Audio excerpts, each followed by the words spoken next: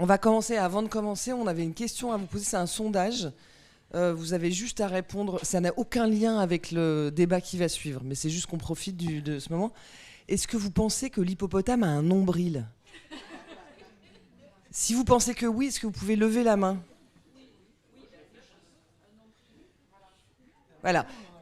Oui, mais dans ceux qui lèvent la main, vous remarquez, il y en a qui ont oui, et il y en a qui ont l'air beaucoup plus sûrs. Madame, vous aviez l'air assez... Qu'est-ce qui vous fait dire ça ?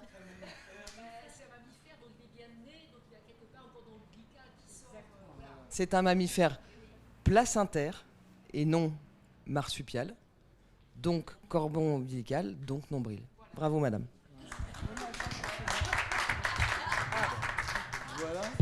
Est-ce que c'est nécessaire d'avoir un débat après ça, je veux dire ?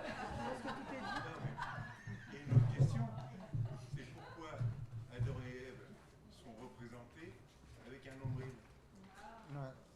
Parce que ce ne sont pas des hippopotames. Non, mais je sais pas. C'est une vraie question. C'est l'œuf ou la poule ? Voilà. Je pense que c'est une question de projection. On ne peut pas envisager l'autre différemment de nous-mêmes. Vous avez 4 heures. On peut aller prendre l'apéro. Bien joué. T'as vu ça ? Bon, on commence pour de vrai ou... Vous êtes prêts ? Bonsoir à tous. Merci d'être venus si nombreux. Nous sommes réunis ce soir pour un sujet sérieux qui est l'humour dans le polar.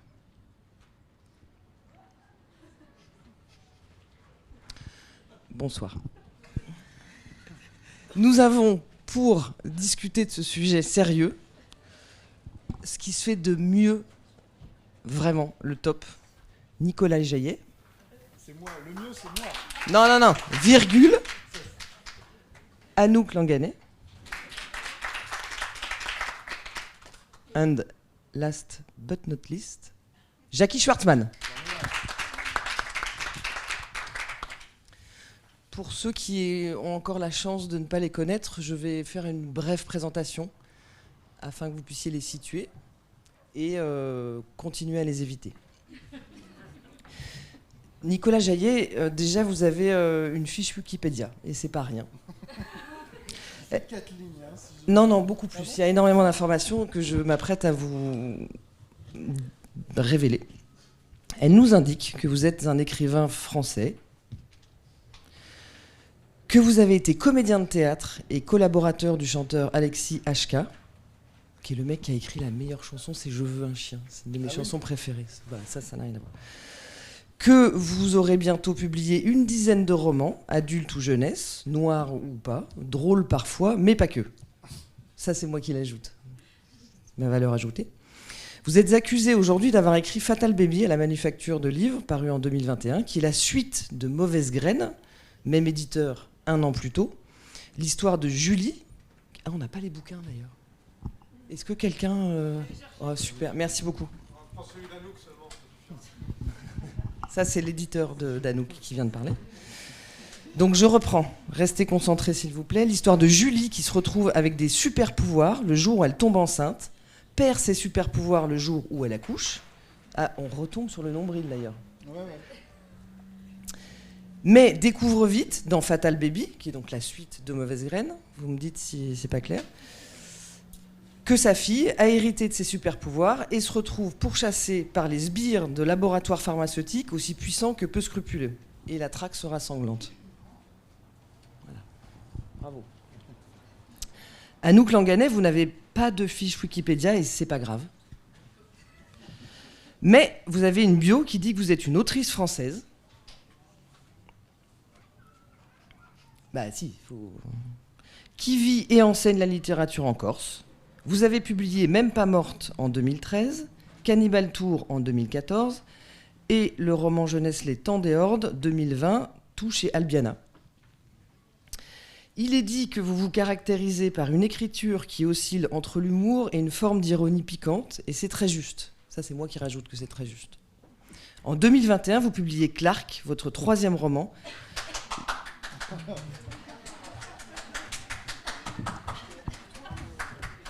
Non, tu les mets devant.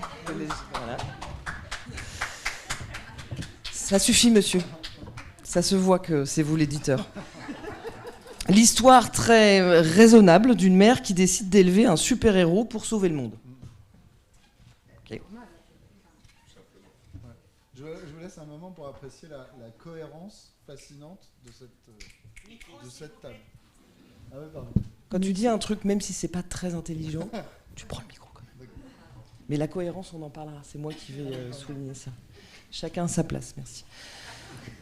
Jackie Schwartzman, vous déboulez dans le polar en 2017 avec Demain c'est loin, au Seuil.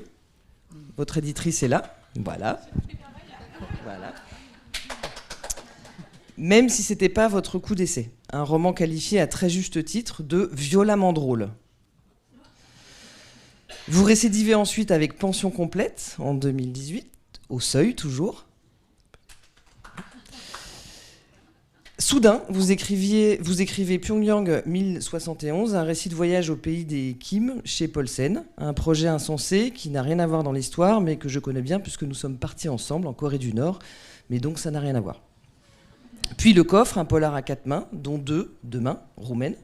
Vous travaillez également à des scénarios de BD, à des scénarios tout court, pour le cinéma donc, et vous revoilà avec Casso, au Seuil, toujours.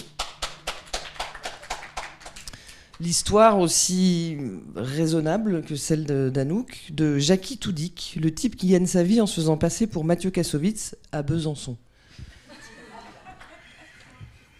Tu remarqueras quand même... Enfin, pardon, vous remarquerez... Oui. On va pas faire semblant de pas se connaître, on se connaît.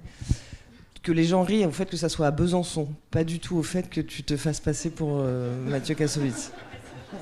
Mais d'ailleurs, c'est pour ça que j'ai situé mon roman à Besançon, parce que j'en avais marre que les gens se foutent de moi quand je dis que je viens de Besançon.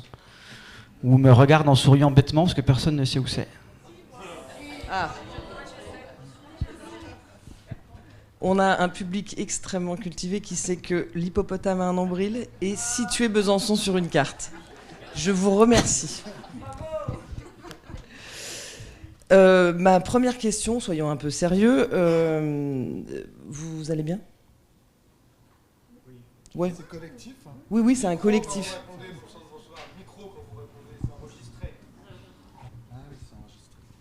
Il n'est pas facile ton éditeur, hein, quand même. Il n'a pas l'air un peu... Vous auriez dû venir à la table ronde précédente sur la relation entre auteur et éditeur. Je vais bien, et ils m'ont dit de dire que je vais bien. De toute façon, ils me tapent si je dis autre chose. Je suis très heureuse, je suis très bien traitée, mon éditeur est gentil. Très bien. Vous avez un point commun, Anouk et Nicolas, on va s'appeler par nos prénoms, c'est plus convivial. C'est vos personnages ont soit des super pouvoirs, soit élèvent un super héros. Ma première question assez simple finalement, comment vous est venue cette idée ? Alors, on peut commencer par le projet le plus raisonnable, rationnel. Enfin, oui. L'idée d'élever un. Non, mon projet est assez raisonnable. Je pense que sauver le monde ne peut pas être une mauvaise idée. Enfin, je pense que c'est quelque chose qu'on va être obligé de faire de toute façon. Donc ça m'a paru assez naturel en fait. Mais c'est vrai qu'après, comment, par quels moyens, non, je sais pas en fait. Je préférerais que tu commences toi. D'accord. En fait. Ouais. Non, l'histoire de l'enfantement, c'est en réfléchissant un petit peu à ce que j'ai vécu, je dois dire que être papa, c'est sûr que c'est le truc qui m'a le plus changé, quoi. Moi, j'avais pas prévu de basculer dans l'âge adulte. Mon projet, c'était de jamais grandir. Et parce que je considère qu'à 50 ans, si tu as 50 ans d'âge mental, tu as raté ta vie. Et voilà, mais je me suis retrouvé projeté adulte, malgré moi, quoi. Parce qu'en fait, c'est comme ça qu'on devient adulte. C'est dans le regard des enfants, c'est dans le rôle qu'on joue face à un enfant. Et je trouve ça vachement compliqué. On passe par plein de trucs. Voilà. C'est vraiment compliqué, quoi. donner la vie, d'abord c'est un péché, c'est mal, ça a un bilan carbone dégueulasse, et puis c'est compliqué, enfin, c'est assez fascinant, et je me disais pourquoi est-ce que c'est si rare en fait dans la fiction. J'avais pas l'impression que c'était traité de façon tellement voilà. Après, la question des super-héros, il se trouve qu'on a un tropisme commun avec...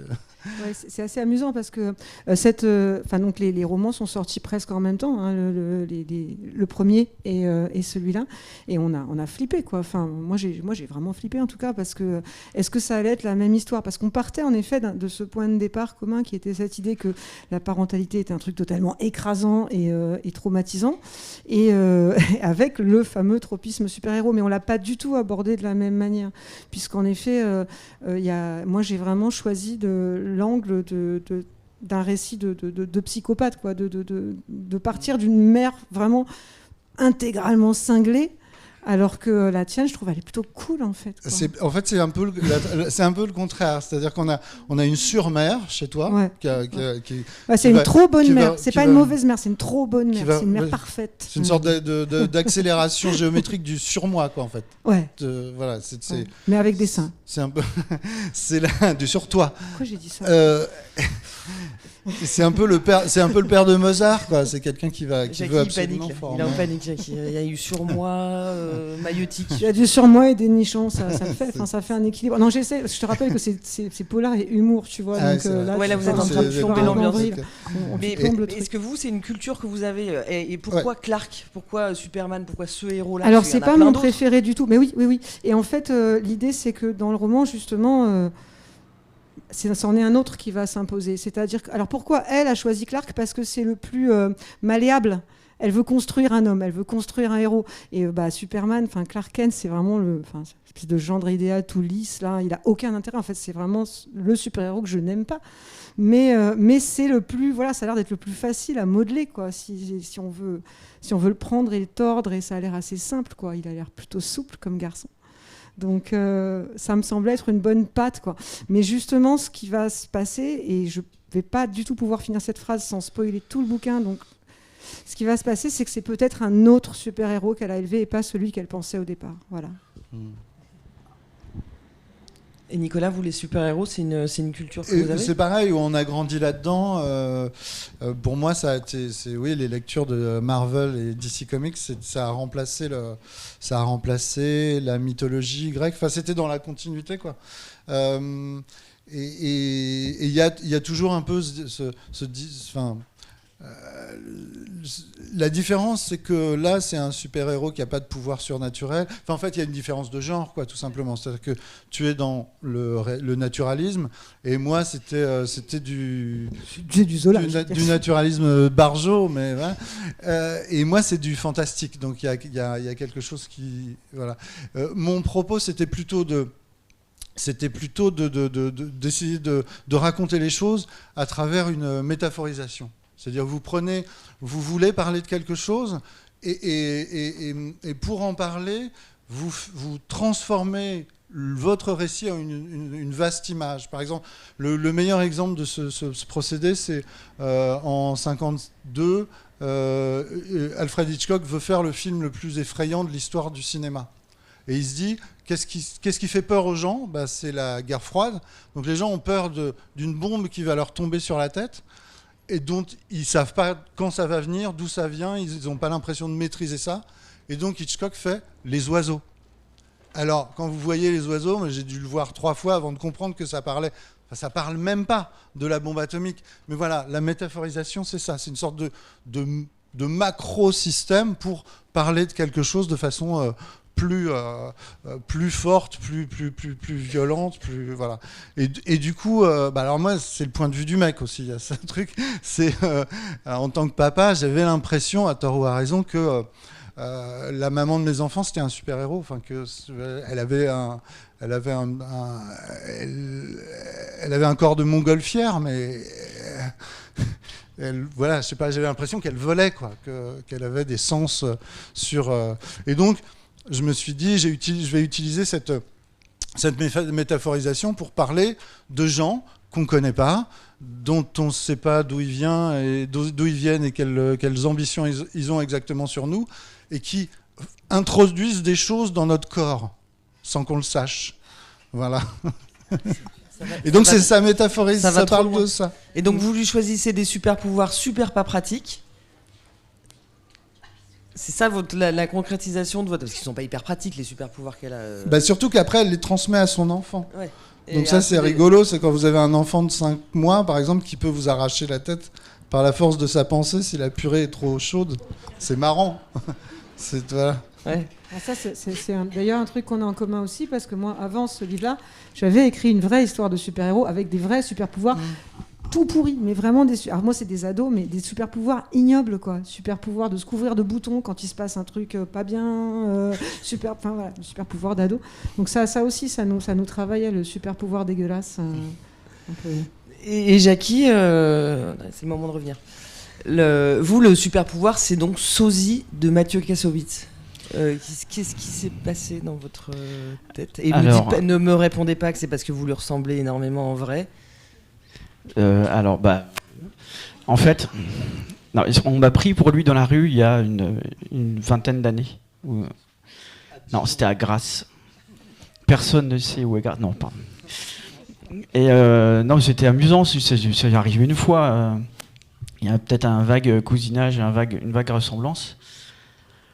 Et puis je me souviens m'être dit tiens ça doit être marrant de faire une histoire avec un type qui serait le sosie parfait d'une star.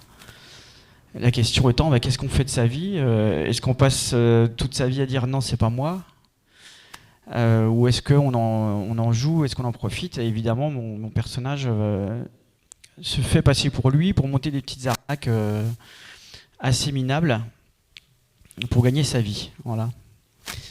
Est-ce que Mathieu Kassovitz, le vrai, est au courant? Oui.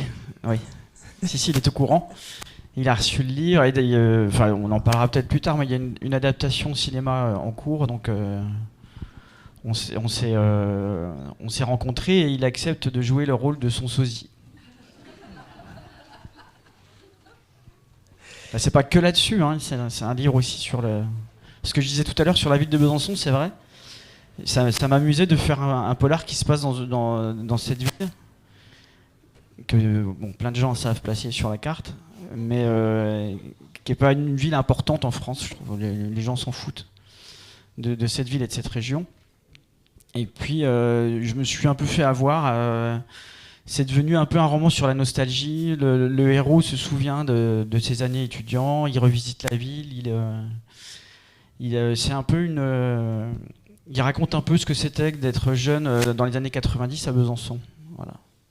Ce qui fait rêver tout de suite. Il y a quand même une question. Le polar est a priori pas... Je pense qu'on ne va pas refaire un sondage qu'on a déjà fait sur l'hippopotame et son nombril, mais qui n'est pas un genre a priori associé au rire. Or, vous êtes quand même une démonstration tous les trois assez éclatante que c'est une possibilité, en fait. On peut faire des polars drôles.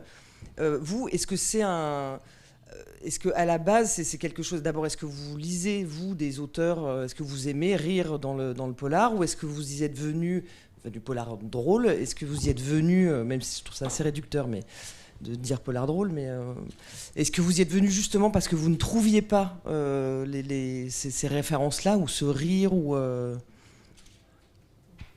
Non, moi j'adore ça en tant que lectrice, que ce soit le roman noir français, de la grande époque, Frédéric Dard. C'est quelque chose qui j'ai grandi avec ça. Je suis venue au polar par là en fait. Et puis j'adore aussi des gens comme Karl Hyacin, des gens comme, j'aime ça. J'aime qu'on mélange la noirceur et l'humour. Ça me plaît. Mais la première fois, j'ai pas fait exprès en fait de faire un livre drôle. C'était pas du tout le but. J'avais une histoire totalement déprimante en tête. Et je crois qu'en fait, j'ai eu besoin d'en rire justement parce qu'elle était trop lourde à porter. Enfin, je crois, avec le recul, que c'est ce qui s'est passé parce que sur le papier, le pitch, je vous le fais juste en une phrase. Je veux dire, la dame, elle a 88 ans, elle est atteinte d'Alzheimer. Elle a l'impression qu'il y a des types qui lui rôdent autour et qui veulent sa peau, mais elle ne sait pas si c'est elle qui est en train de partir en vrille ou si vraiment, voilà, si vraiment ces gens lui veulent du mal. Donc c'est des opiles, enfin, on voit tout de suite qu'on va bien se fendre la poire, quoi. Ça part bien. Et en fait, c'est elle qui racontait, et puis j'ai pas fait exprès. C'est devenu une tata flingueuse, c'est devenu une vieille dame indigne. Elle s'est mise à se marrer elle-même de toutes ces horreurs qu'elle se prenait dans la gueule. Et c'est devenu drôle, enfin, j'espère. En tout cas, c'était pas vraiment volontaire. Mais j'ai trouvé ça chouette, parce que finalement, quitte à passer 2 ans dans une histoire complètement sordide et déprimante, ça fait aussi du bien de pouvoir se marrer un peu, quoi. Et donc, j'ai imaginé que ça pouvait aussi faire du bien à des lecteurs. Mais c'était pas un parti pris de départ, en fait. Maintenant, ça l'est un peu devenu. Mais je dis pas que je ferais forcément toujours ça, d'ailleurs, parce que c'est pas vrai, mais... Il y a toute une tradition, par exemple, qui est celle des bras cassés. Enfin, il y a Donald Westlake, par exemple, qui a créé toute une série de comics de situations où il prend des crétins comme personnages, et ça marche très très bien, c'est très drôle. Il y a une autre chose aussi, souvent on est confronté à une question, c'est que, particulièrement dans le polar, parce que le polar est très social, il est très marxiste, il est très doctrinaire, et on est souvent confronté à la question, mais tu peux pas faire quelque chose de politique, tu peux pas faire quelque chose de social en rigolant. Et là, je m'insurge. Parce que, à mon avis, le rire est politique, d'abord par le choix du rire que vous pratiquez. Il y a un gouffre entre la blague, qui est profondément nationale. La blague, c'est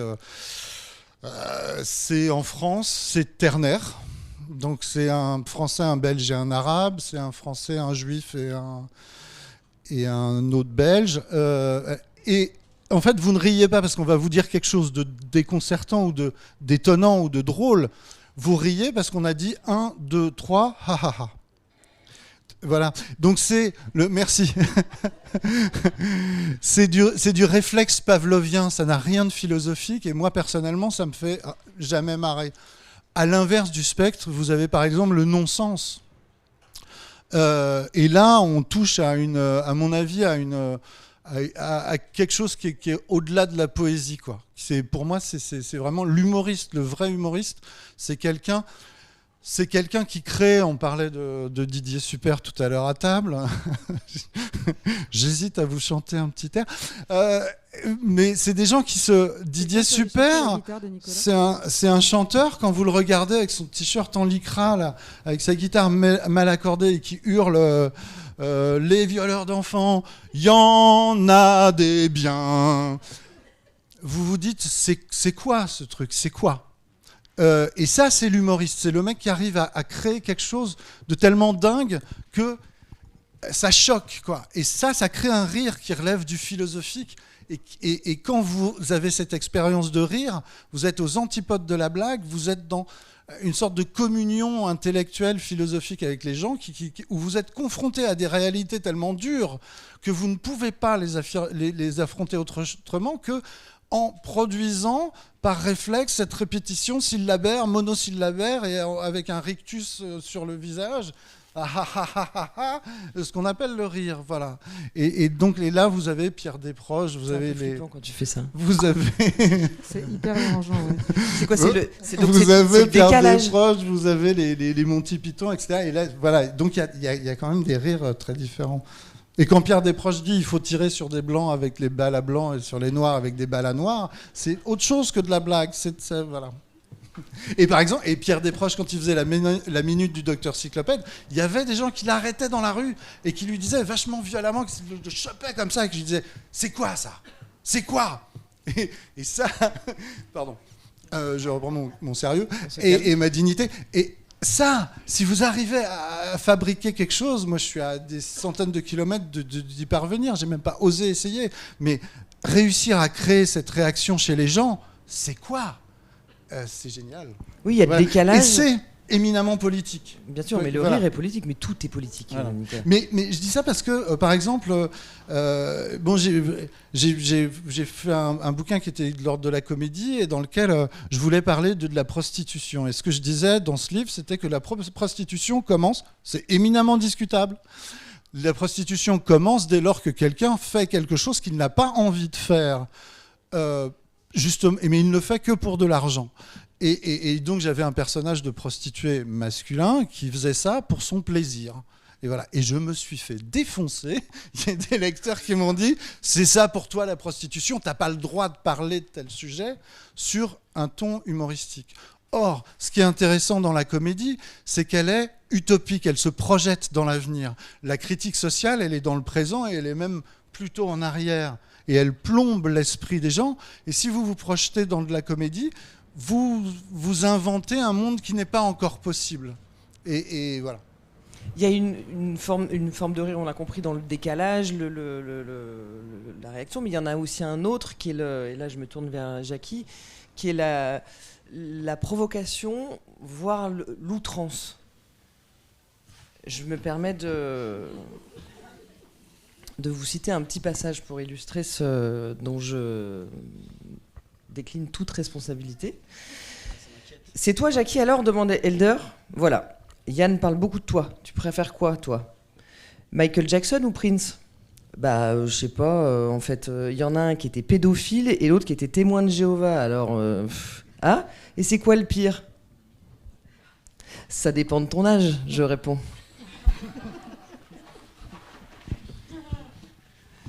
Que dire?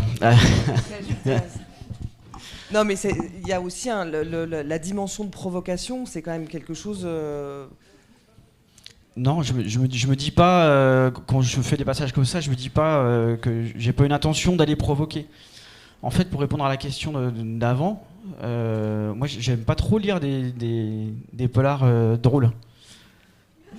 J'aime pas ça en fait. Oui, je sais, c'est étonnant, mais moi, j'aime bien lire des Elroy, des Connelly,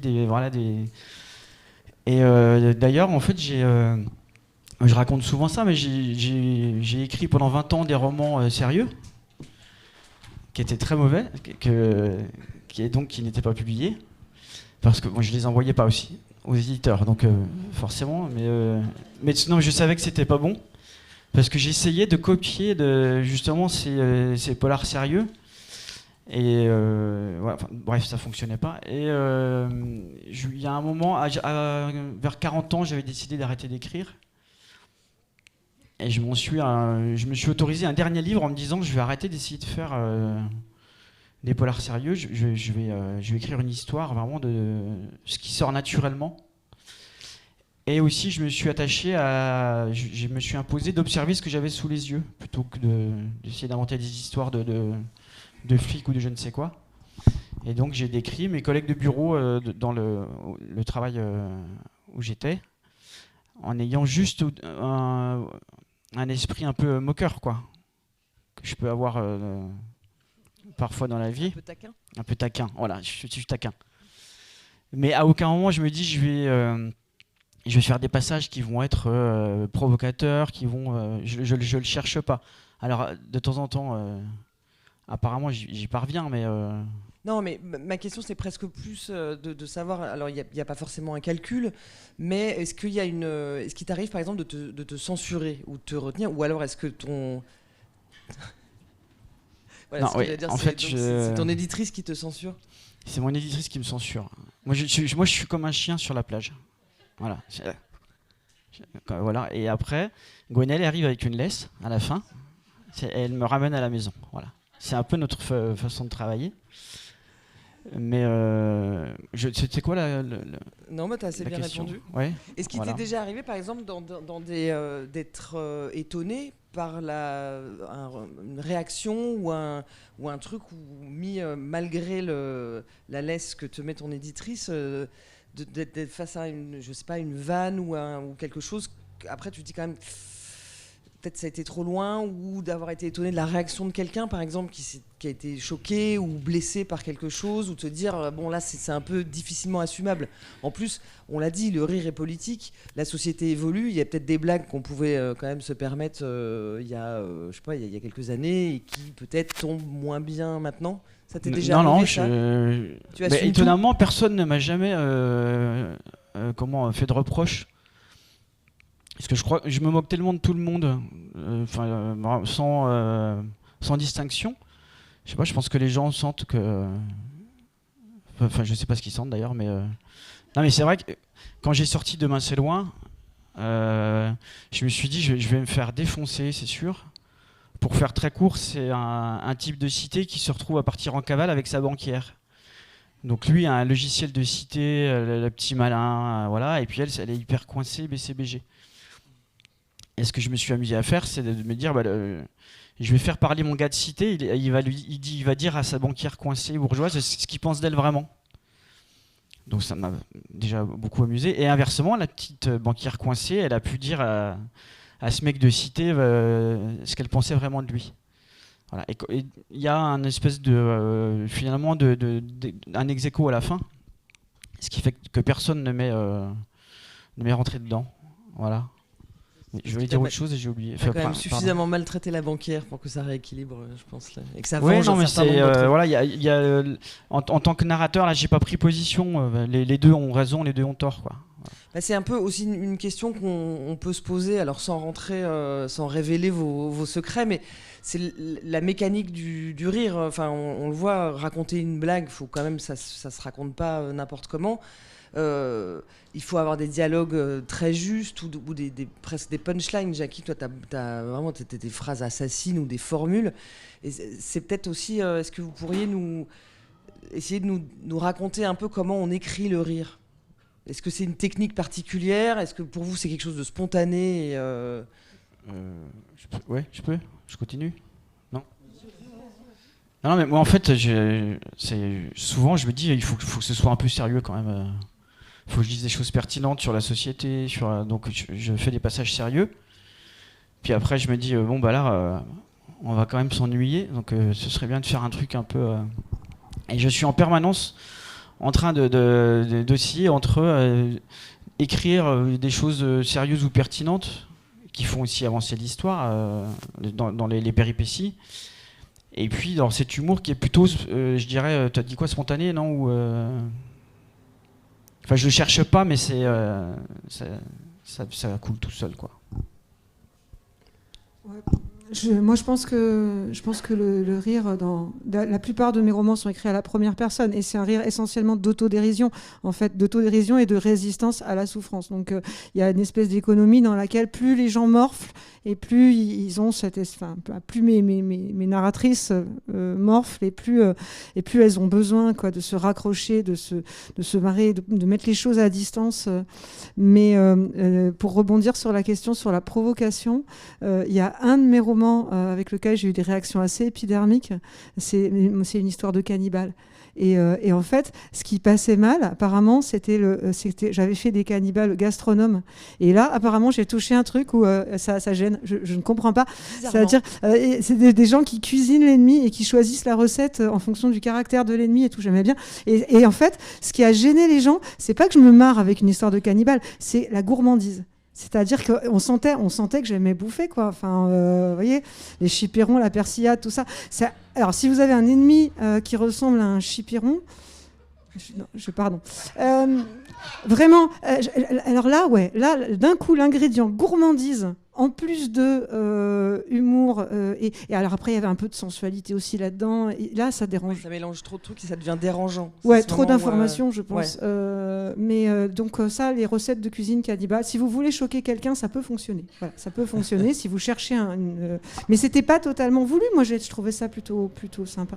Mais sinon, non. La plupart du temps, c'est juste une espèce d'ironie, de résistance à la douleur, en fait. Simplement, c'est un truc pour s'endurcir, pour pas craquer, quoi. C'est juste ça, l'humour de mes personnages, en fait. Enfin, le mien aussi.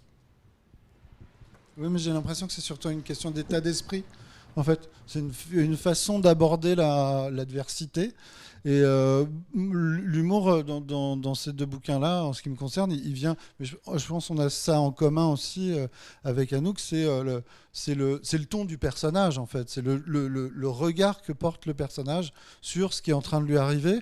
Et moi, il m'a semblé, comme un effet de réel, en fait, curieusement, paradoxalement, d'avoir un personnage qui quand sa voiture est percutée par des tueurs sans scrupules et fait 3 tonneaux sur l'autoroute, elle dit « Oups, bah, c'est ballot, ça ». Parce qu'il me semble que c'est comme ça qu'on réagit dans la vraie vie. Donc au départ, c'était un effet de réel, en fait. Je voulais qu'elle garde son humour, son autodérision, etc. Et puis effectivement, le côté survivre, parce que c'est une survivante. Et je pense que les survivants ont de l'humour. Je pense que les vrais héros ont de l'humour. Il y a un photographe célèbre de guerre, dont le nom m'échappe, dont on disait beaucoup qu'il avait énormément d'humour. Il y avait un moment en 1936, Robert Capa, qui à un moment, pendant la guerre de 1936, il était dans un village qui était bombardé, il était à peu près sûr qu'il allait crever, et il rend visite à une copine qui est journaliste de guerre aussi, et il a un chapeau ridicule, et il dit « Si je meurs, je veux mourir avec mon chapeau ridicule ». Et voilà, c'est ça, c'est un état d'esprit. Ça rejoint aussi ce que disait Anouk sur le rire un peu protecteur ou libérateur. Mais après, ma question sur l'écriture, c'est qu'on peut se demander aussi, je pense qu'il y a plein par exemple, de comiques qui disent ça, que parfois le mec il va au bureau, voilà, il est dans le métro, et puis les gens viennent le voir et disent vous êtes pas drôle. C'est dans la vraie vie, on peut pas rire tout le temps non plus. T'as vu comment on est chiant, nous, par exemple? C'est vrai que les gens là se rendent compte qu'en fait, tout votre humour, vous l'avez mis dans vos livres, en fait. Juste un truc par rapport à l'accueil qu'on peut avoir, c'est un peu à double tranchant, mais je trouve que quand on peut dire peut-être plus de choses en le disant, en apportant un rire ou au moins un sourire. Tu pouvais attendre que je formule la question pour y répondre. Ok. Donc ma Ok. question est la suivante. Pardon. Est-ce que le rire aussi peut permettre de dire plus de choses ? Non, je ne crois pas. Donc oui, voilà. Mais l'inconvénient, c'est qu'on est peut-être moins pris au sérieux, les auteurs de romans comme ça. Après, C'est le prix à payer. Voilà, c'est le prix à payer. Après, moi, je cours pas après le fait d'être pris au sérieux, hein, mais c'est un constat, voilà. En fait, t'as lu mes notes. T'as décidé de me griller toutes mes... Ok, super, merci. Sinon, ça vous ennuie pas de pas être pris au sérieux? Non, mais le côté un peu forcé... Enfin, il y avait une... J'étais tombée il y a quelques temps, parce qu'on s'est déjà eu en rencontre et en débat, Jackie, sur d'autres sujets brûlants, comme le sport dans le polar, par exemple. D'une critique d'Alexandra Schwarzbrot dans Libération. Je ne sais pas si tu te souviens de cette critique. Et elle disait un truc en fait que moi je trouvais terriblement réducteur, justement. Elle dit il y a des polars qui donnent à réfléchir sur la violence du monde ou la corruption qui gangrène les sociétés, d'autres qui vous immergent dans un pays, une ville ou une île à l'image d'Arnaldur Indridason, Islande. C'est pas là que c'est réducteur, hein, c'est après. Andrea Camilleri, la Sicile, Jean-Claude Izzo, Marseille, ou Henning Mankell, la Suède. Puis il y a des exercices de style. Donc là déjà, on se dit, en fait, faire rire, ça c'est réduit à l'exercice de style. J'aime beaucoup le travail d'Alexandra Schwarzbrot par ailleurs. C'est une très bonne journaliste, mais là, qui ne disent pas grand-chose du monde, comme il va, mais offrent l'immense mérite de nous faire oublier les jours sombres qui s'annoncent. Vous parlez de moi, là ? Entre autres. J'ai dit péter sa gueule. D'accord. Non, mais c'est cette question de se dire, en fait, attends, on a l'impression qu'à partir du moment où on fait rire, on peut pas être sérieux. Mais en fait, Alors, si. je vais faire comme Nicolas, je vais invoquer la jurisprudence Pierre Desproges et son incroyable texte sur l'espèce sur le sombre individu qui lui s'était permis de dire c'est un livre qui n'a pas d'autre prétention que de nous faire rire. Et là, cette phrase, Desproges la prend, la retourne, la renvoie dans la gueule de l'individu avec une classe folle, comme si en effet c'était pas une énorme prétention.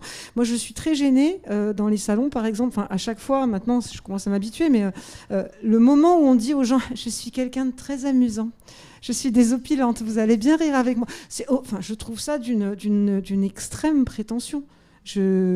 Alors que oui, j'imagine bien que dans les yeux de certaines personnes, d'ailleurs je le vois dans les yeux de certaines personnes, la petite comique de service et tout, ça, ils n'ont pas l'air d'en penser grand bien, mais à mes propres yeux, la prétention d'être capable de faire rire les gens est énorme, quoi. C'est une énorme ambition, puis c'est super important. C'est un peu comme sauver le monde.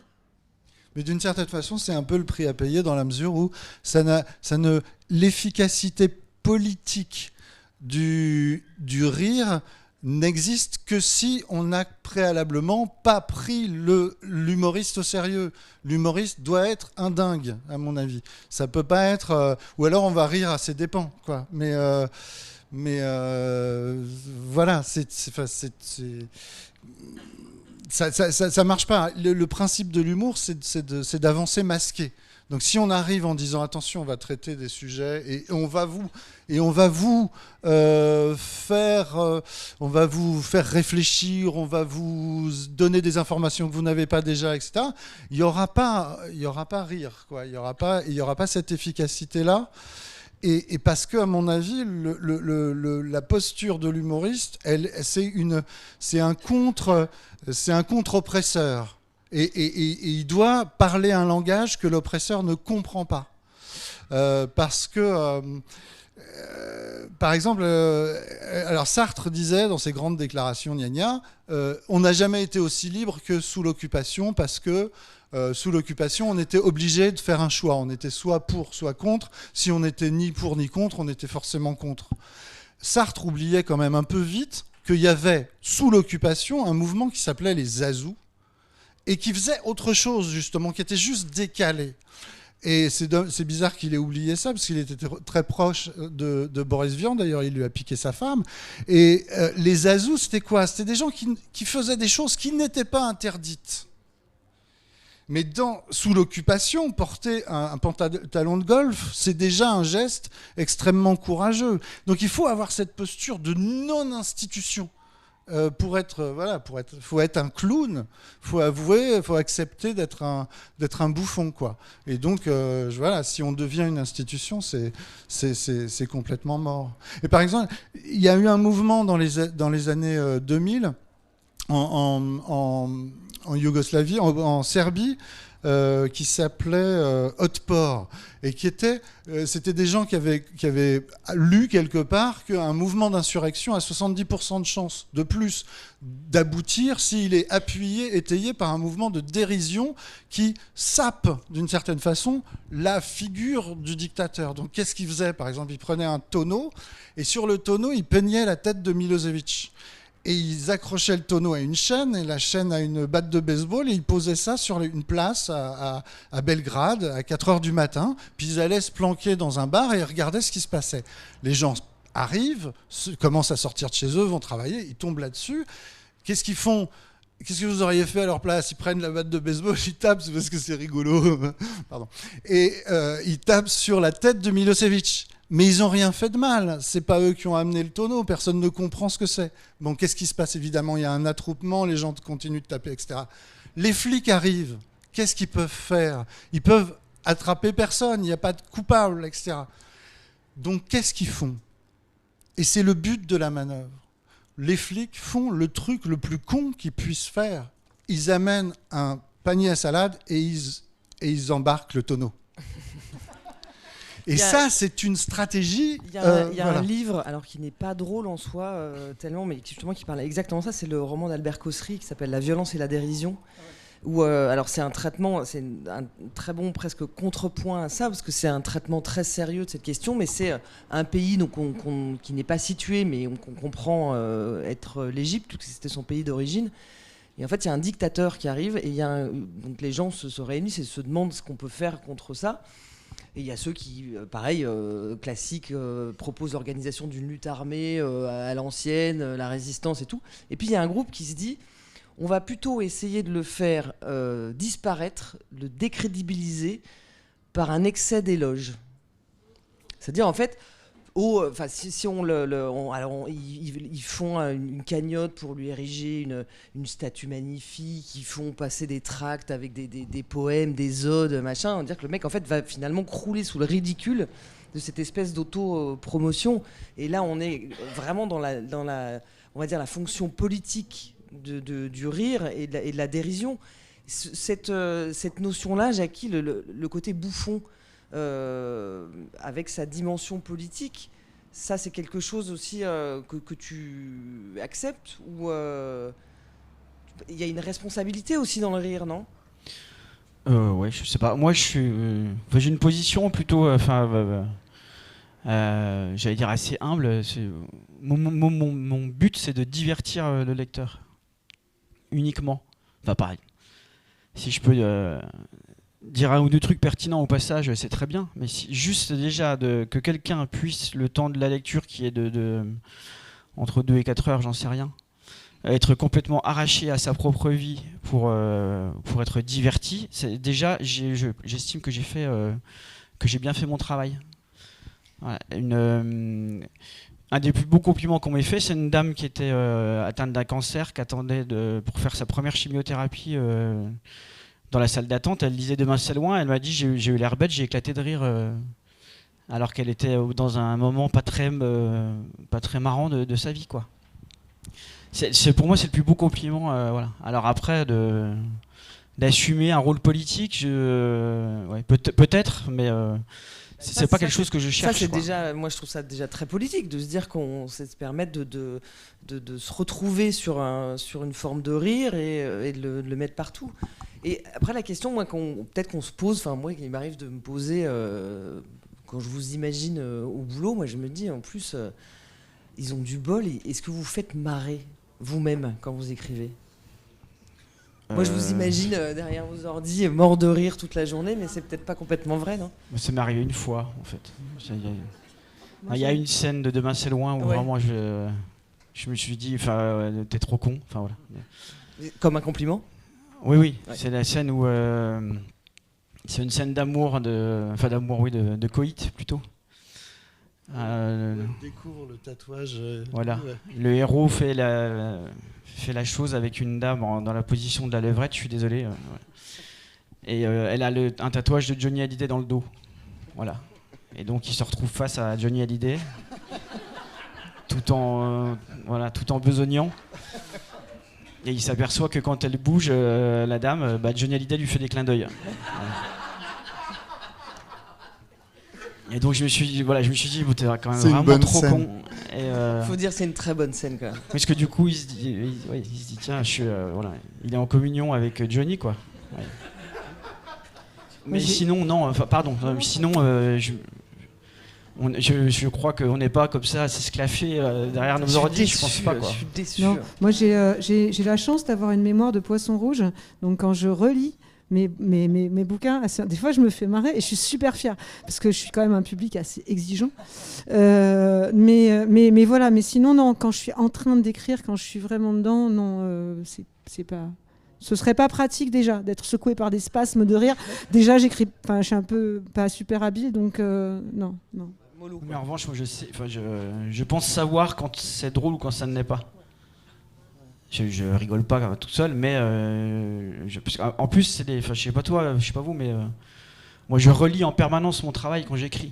C'est-à-dire que j'écris 2-3 chapitres et je le relis, je connais tout par cœur. Ça me sort par les yeux en général, parce que donc je vais pas rigoler d'un truc que j'ai lu 1352 fois.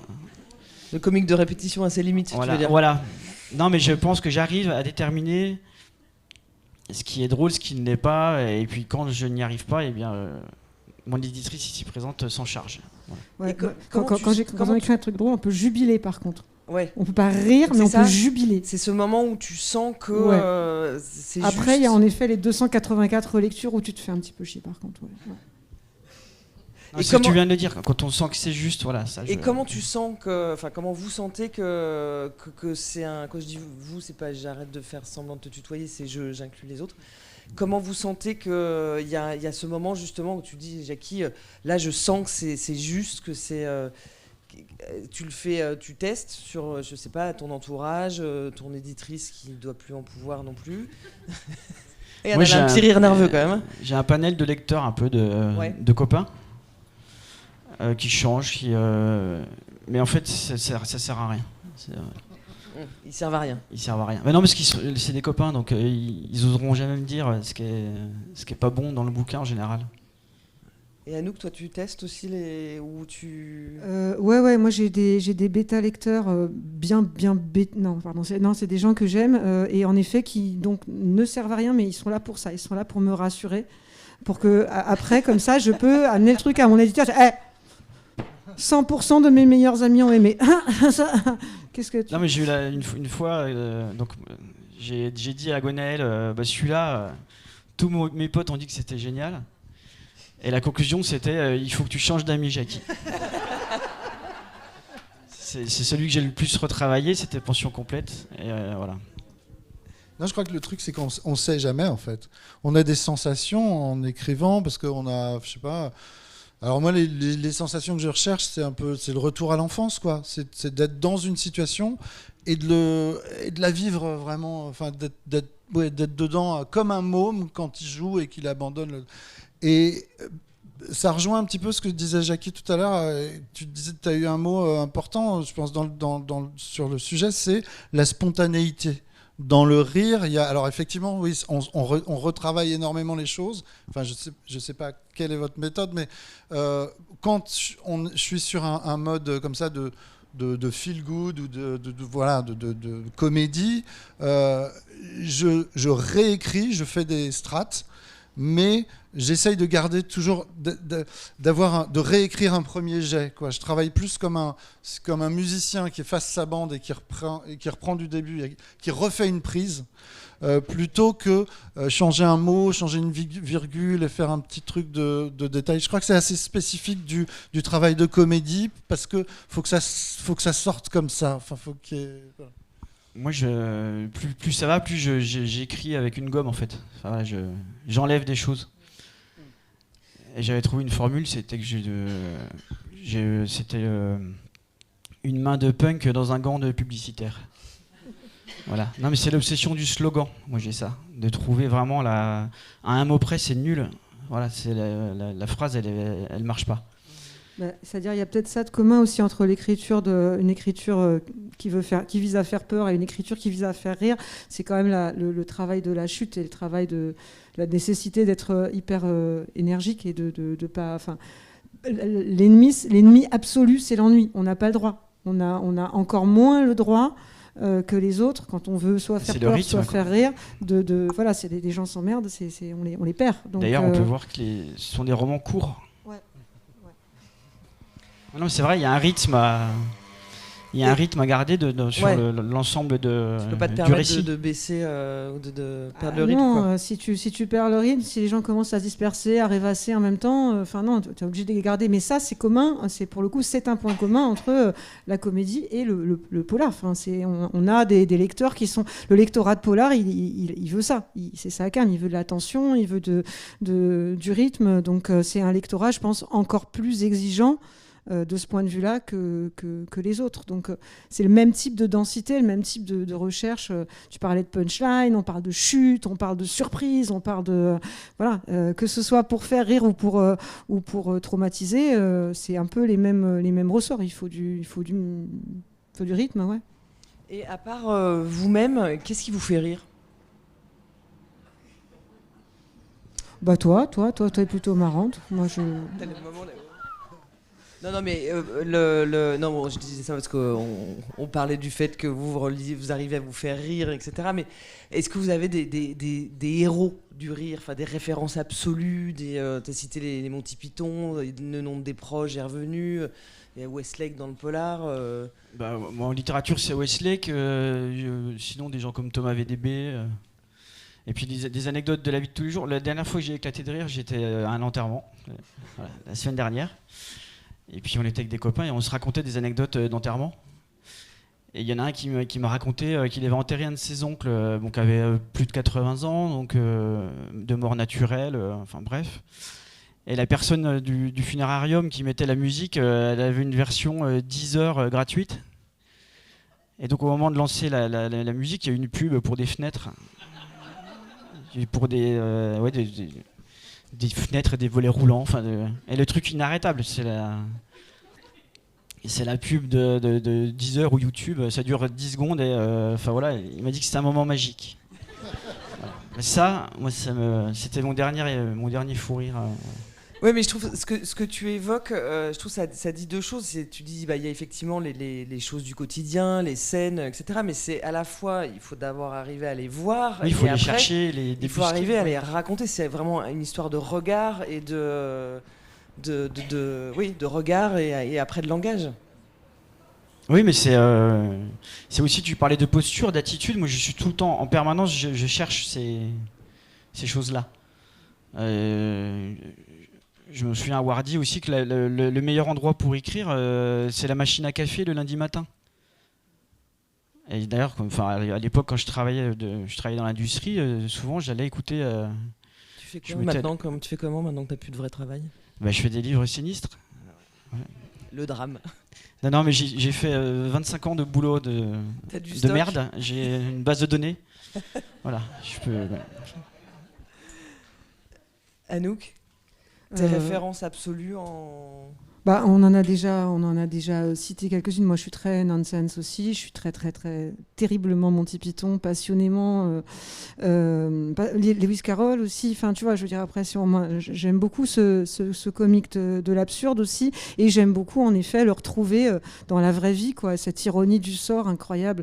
Et en effet, dans ce que tu dis, il y a une chose que je reconnais, c'est que plus il y a en effet la proximité de la douleur et du rire, c'est un truc génial, quoi. C'est un truc absolument génial.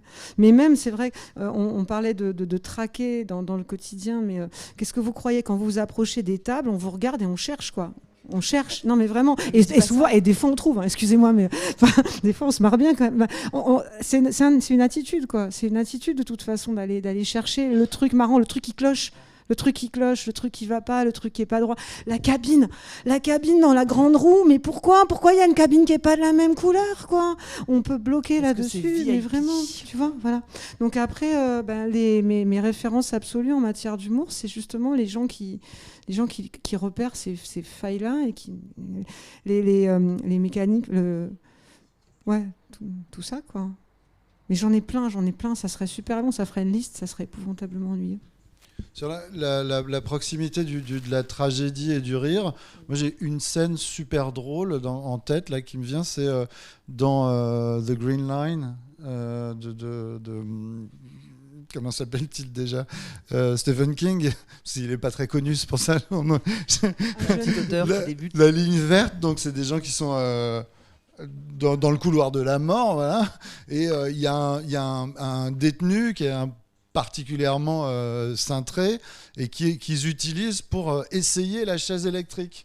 Et il est dit, allez, c'est parti, on envoie le jus. Et c'est super drôle. C'est horrible, mais c'est une scène qui est vraiment très drôle. Puis dans le non-sens, il y a un film qui est vachement bien, c'est sur la quête de Jim Carrey essayant de jouer. Je ne sais pas si vous avez vu ce film. Il y avait un film qui s'appelait The Man on the Moon où Jim Carrey interprétait Andy Kaufman. Andy Kaufman qui était un humoriste du surréalisme, de la dinguerie, quoi. Et qui faisait, à chaque fois, il essayait de faire... Il faisait un gag, et puis il prenait toujours un temps... Il embauchait des gens pour faire le gag d'après, mais il les prévenait pas qu'il avait changé d'idée, et il faisait un autre truc, et voilà. Et il se mettait en danger, il interprétait un personnage de catch, donc il se prenait des roustes parce qu'il n'était pas bon en catch. Enfin voilà, donc c'était vraiment... Et il y a un film sur Jim Carrey interprétant Andy Kaufman et qui devient dingue, et qui se prend pour Andy Kaufman. Et il veut que tout le monde l'appelle Andy sur le tournage. Et ce film est très beau. Jackie, t'avais un... Non, mais une scène de cinéma, moi c'est dans The Big Lebowski. Les cendres, ouais. Donc c'est des potes, ils ont un de leurs potes qui vient de mourir, il s'est fait incinérer, ils veulent jeter les cendres dans l'océan, ils sont sur une falaise, ils jettent les cendres et ils se reprennent tout dans la gueule à cause du vent. Et voilà, c'est moi. Alors c'est à chaque fois il y a la mort quand même dans mes oui, c'est vrai. choses alors, qui me font rire. Ça non mais c'est un hasard, mais ça c'est pour moi c'est. Oui mais c'est ça, je pense que ça rejoint ce que disait Anouk aussi, ouais. C'est un moyen de rire de choses, de les mettre à distance. Parce que c'est une rupture, un décalage, ouais. Voilà, avec ce qui devrait arriver, ces moments tristes, on pleure. Et c'est marrant parce que vous évoquez tous en fait des scènes de films et donc la dimension visuelle du côté du gag aussi, qui est un truc, et ça à restituer dans l'écriture, c'est balèze quand même.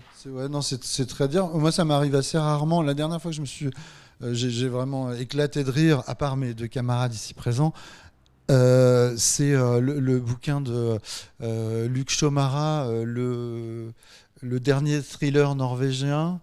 Et le mec devient, enfin le personnage central en fait est un personnage de thriller. Il le sait pas encore, mais il est la victime d'un thriller. Il n'est pas une vraie personne, il est un personnage. Et il se met à, il a des phrases où de temps en temps il déconne. Et je peux pas vous le dire parce que c'est très sexuel et hyper violent, et je suis un garçon bien élevé. Mais ça, la façon dont ça surgit, c'est hyper drôle. Mais c'est vrai que rire aux larmes, c'est éclater de rire à ses dépens dans le métro à un moment où on ne voudrait pas le faire. Avec un livre, c'est vrai que c'est beaucoup plus rare qu'au cinéma. Il y a un truc dans la scène que tu cites aussi qui marche très bien, c'est le personnage de John Goodman, qui est un vétéran du Vietnam, et ils sont en train d'enterrer leur pote qui a strictement rien à voir avec le Vietnam, et ils commencent à faire un grand discours sur la guerre et comment on a niqué tous ces communistes, etc. Et ça n'a rien à voir avec la choucroute. Et là, ça, c'est une grande figure aussi, et moi qui me fait bien rire, qui revient assez souvent, c'est l'institution, enfin c'est le personnage de sérieux, c'est le clown blanc, quoi. C'est le mec qui essaye d'être sérieux ou qui essaye d'imposer l'autorité, et puis ça marche pas. Malheureusement, l'heure tourne et j'aurai pas le temps de poser toutes les questions parce qu'en fait, il y a plein de sujets et j'espère qu'on a évidemment discuté un peu des différentes sortes de rire, mais c'est de redire d'abord qu'en fait, vous avez là devant vous 3 personnes qui sont capables vraiment de vous faire éclater de rire dans le pire moment. Alors effectivement, le métro, c'est peut-être le mieux. La chimio, je vous souhaite pas, quoi qu'il en soit, mais de se dire aussi que chacun de vos romans, même si Jackie a tendance à s'en défendre, il y a une dimension sociale, il y a une dimension politique, il y a des sujets très forts. On les a un peu évoqués, mais Nicolas et Anouk aussi, sur la parentalité, le rôle de mère, la grossesse. Et c'est pas tous les jours que vous verrez quelqu'un comme Nicolas, qui donc est un homme, parler de façon très juste et de certaines intimités liées à la grossesse, enfin de ces projections, ou de se mettre dans la tête de Superman ou d'une mère abusive. Moi, j'ai été très fière quand on m'a dit que la scène la plus drôle dans mon livre, c'était l'accouchement. Parce que franchement, c'est pas une autobiographie à ce niveau-là. Hein. Ça m'a pas fait marrer du tout, hein, je tiens à le préciser. Et c'est ça. Et je suis très contente d'avoir réussi. Et c'est un roman aussi qui porte, parce qu'on l'a pas développé, mais elle décide de sauver le monde parce que bon, elle pense. Alors, je pense qu'elle est un peu alarmiste, que la société va pas bien, mais c'est un peu exagéré, je pense. On a de la marge encore. Mais sur toutes les questions d'environnement, enfin toutes ces dimensions-là. Et alors, si vous avez des questions, c'est après. Mais moi, d'abord, je voudrais tous les 3 vraiment très sincèrement vous remercier. En fait. Merci de me remercier. Non, parce que effectivement, je pense qu'il y a parfois un bon gag, une bonne porte dans la gueule, c'est mieux qu'un long discours chiant quand même. Hein. Est-ce que vous avez des questions ?